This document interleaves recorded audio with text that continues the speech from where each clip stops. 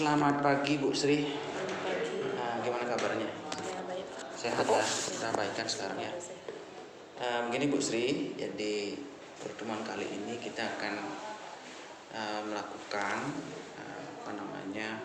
semacam refleksi dari kegiatan Ibu kemarin itu pas saya mengobservasi di kelas pada saat Ibu melaksanakan pembelajaran di kelas. Nah, Bu Sri, jadi untuk kali ini kita akan melaksanakan pembicaraan pasca observasi dari supervisi klinis yang kita lakukan kemarin. Kemarin materinya apa itu? Elektrolisis ya. Saya catat kemarin itu terkait dengan elektrolisis ya. Kemudian dilakukan dengan praktek langsung. Ya, praktikum ya.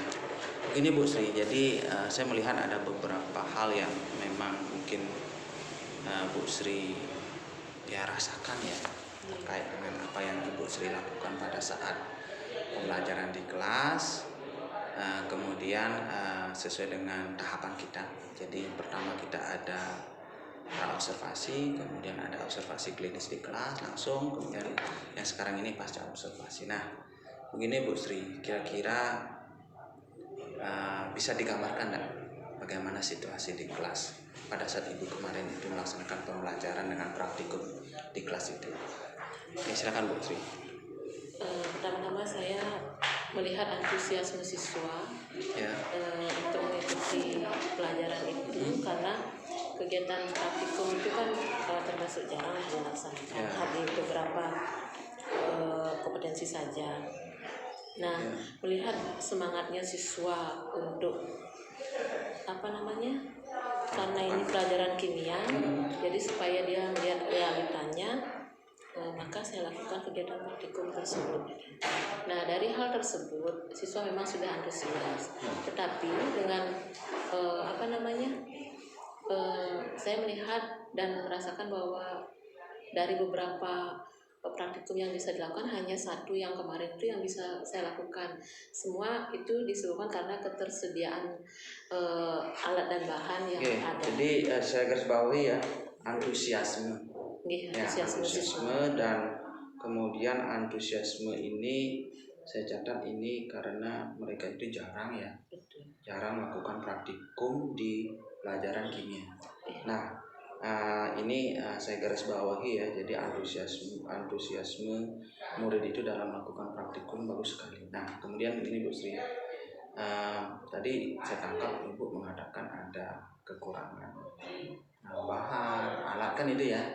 Nah, kira-kira dari apa yang akan kita lakukan sebentar, ini kan kita pembicaraan berefleksi apa yang sudah kita lakukan di kelas. Nah, kira-kira dengan apa yang tadi Ibu sampaikan, katanya ada sesuatu yang mengganjal di dalam pembelajaran itu. Nah, dari pembicaraan kita, dari apa yang kita lakukan sekarang, kira-kira apa sih yang diinginkan dari kegiatan yang kita lakukan sekarang ini? Saya sebenarnya ingin mengefektifkan kegiatan pembelajaran. Ya, jadi mengefektifkan ya. Betul. Ya, di sini saya garis bawahi mengefektifkan. Nah, dari sisi apanya yang ingin Ibu efektifkan nanti di dalam pembelajaran? Dari segi waktu, kecepatan pemahaman siswa. Waktu, kecepatan, pemahaman. Nah, bagaimana dengan praktikumnya? Apanya yang ingin diefektifkan, Bu? Dari sisi apakah mungkin ada sesuatu yang kira-kira apa sih mengajar di pas praktikum itu? Oh, ya kalau siswa sebenarnya kan sudah memahami ya apa yang akan dilakukan, tetapi ketersediaan alat dan bahan itu yang menghalangi. Ya, jadi tujuan Ibu kan ini ya, satu efektif pembelajaran. Cuman ketika kita berpikir untuk mengefektifkan pembelajaran, Ibu tadi mengatakan ada kendala di praktikum ya. Praktikum terutama itu di bahan dan alat benar itu ya. Ya, jadi berarti alat dan bahan praktikum ya menjadi permasalahan utama ketika Ibu melaksanakan pembelajaran yang kemudian melibatkan siswa di dalam praktikan itu ya. Nah, dari sisi ini Bu, jadi efektif, kemudian tidak ada dukungan alat, bahan. Nah, kira-kira apa yang sudah Ibu lakukan untuk men-tackle situasi ini? Ya, saya sudah istilahnya begini Pak, dari ada 3 yang mau saya lakukan, tetapi 1 sudah bisa saya lakukan, itu sudah luar biasa. Itu sudah tersedia yang bisa menunjukkan ke siswa bahwa apa yang mau mereka pahami bisa terlihat atau tampak pada kegiatan tersebut. Mewakililah dari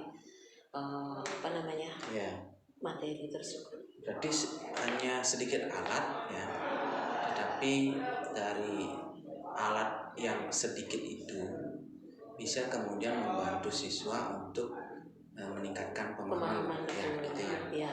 Nah, kan ini kita ingin efektif dengan sedikit alat, sedikit bahan. Nah, kira-kira untuk Ibu, dari sisi Ibu, apa sih yang akan Ibu lakukan untuk mengefektifkan pembelajaran dengan praktikum dengan situasi yang sekarang adanya keterbatasan alat dan bahan, sehingga kemudian ini kan ke depan semakin efektif pembelajaran.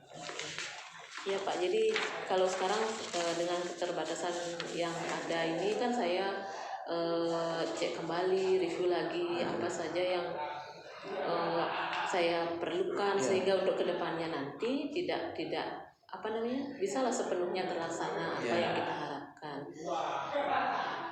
Jadi ada evaluasi ya? Betul, saya evaluasi dulu Pak. Nah, evaluasi yang Ibu lakukan ini apa saja terkait dengan alat dan bahan? Ketersediaan gitu ya? Iya, yang pertama kan ketersediaan alat dan bahan yang tidak maksimal. Nah, dari ketersediaan yang tidak maksimal itu, maka tentu saya harus sampaikan ini kepada yang istilahnya berkompeten atau berwenang terhadap hal ini, sehingga kedepannya tidak lagi bisalah terdukung sepenuhnya. Nah, kira-kira siapa yang akan Ibu hubungi? Saya akan ajukan lagi karena saya di sini sebagai koordinator lab, maka saya akan koordinasi dengan kepala labnya. Kemudian nanti sekiranya akan dilanjutkan kepada Sarpras. Saya juga sampaikan hal ini kepada Waka Kurikulum. Nah, nanti dari Sarpras akan disampaikan kepada Bapak Pimpinan. Berarti ini multi stage ya, jadi multi tahap ini. Ya, saya akan sesuai prosedur lah. Ya, artinya secara birokratis itu ke kepala lab dulu, kepala lab ke Sarpras, kemudian di Wakakur juga langsung, nanti kemudian dari ketiganya ini mungkin akan disampaikan langsung ke kepala Sarpras seperti itu ya. Nah, bahan dan alat di dalam praktikum itu ini kan salah satu solusi yang bisa Ibu lakukan adalah menghubungi itu kan itu. Nah, solusi lain ada nggak Bu terkait dengan melengkapi bahan dan alat ini selain mungkin kalau secara birokratis kan ini kita berpikirnya kalau bicaranya dengan Sarpras, kepala lab, kemudian buka kurikulum, ke kepala sekolah, itu pasti bicaranya ke penganggaran kan itu. Nah, selain dari penganggaran ini mungkin ada nggak cara lain untuk melengkapi itu sehingga kemudian ada Pak, ada. Nanti saya akan minta kreativitas siswa. Ya, kreativitas ya. Dari beberapa alat yang bisa dikerjakan oleh mereka. Nah, tentu juga untuk meningkatkan keterampilan mereka dengan segala media sekarang yang ada kan, mungkin mereka atau kita ambil dari YouTube itu dipandu mengerjakan. Contoh lah, misalnya sumber arus itu, pengadaan sumber arus kan bisa dibuat dengan rangkaian listrik, jadi anak-anak bisa saya minta untuk mengadakan itu. Berarti tidak hanya dari sisi sekolah saja ya, murid juga bisa diberdayakan. Bisa, pasti bisa. Oke, berarti ini lumayan ini ya, artinya tidak hanya dari sisi sekolah tetapi kreativitas siswa juga tertampung di sini kan. Itu hasil evaluasi saya. Nah, begini Bu, jadi ini kan sudah kita memiliki solusi-solusi tertentu yang satu dari sisi institusi sekolah, penganggaran melalui birokrasi yang sudah ada, kemudian juga Ibu memberdayakan kreativitas siswa. Nah, ini kan rasanya menurut Ibu itu kan pembelajaran pasti bisa jalan ya. Nah, pasti bisa jalan sehingga kemudian efektivitas, efisiensi pembelajaran itu sesuai dengan tujuan pembelajaran yang ditetapkan oleh ibu di dalam perencanaan itu bisa tercapai. Nah, untuk jangka panjang mungkin ya Bu ya. Jangka panjang mungkin menurut yang saya catat, saya pahami di sini tuh ibu ini melalui penganggaran dana ya. Mungkin solusi jangka pendeknya ini dari kreativitas siswa. Kan benar gitu Bu ya. Nah, kemudian dari kita sudah satu tujuan sudah kita gambarkan, kemudian juga rencana aksi juga ibu sudah sampaikan. Nah, kemudian ini terkait dengan ini siapa sih pendukung yang bisa ibu andalkan di dalam kemudian ibu mengimplementasikan pembelajaran yang efektif dan efisien melalui praktikum yang ibu lakukan di kelas. Yang pasti siswa dulu pertama ya, siswa yang kita ajak, kemudian teman-teman pendidik, teman sejawat teman sejawat, dan yang pasti adalah bapak kepala sekolah. Jadi ketiga ini menjadi titik poin pembelajaran di kelas sehingga tercapai tujuan yang kita tetapkan. Jadi mudah-mudahan ini bisa tercapai. Artinya proses itu berjalan sesuai dengan apa yang kita rencanakan. Kemudian kelengkapan yang ibu ibu ajukan yang berdasar dari kekurangan yang terjadi di kenyataan yang ibu lakukan atau temui di pembelajaran ibu itu bisa nanti mungkin mudah-mudahan cepat